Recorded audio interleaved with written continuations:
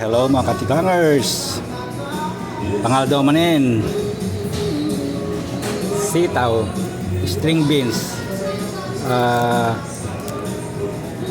utong. ito yung gulay namin. Ito yung kanin namin, mashed potato. Ito baboy na, ewan ko kung binaboy o ano. Baboy ewan ko, anong loto.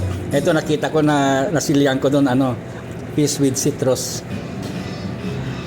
At saka ito yung soup namin, nilagyan ko ng onion, lentil. Ito hindi ako makuha ng kasi talagang malapot na. Lentil, in short sa Pilipinas, munggo. Pero ito flat ito, hindi bilog eh.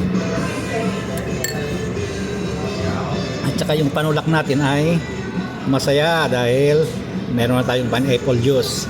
Maraming yelo. Yung yelo sa yung kulay yelo sa loob ay lemon.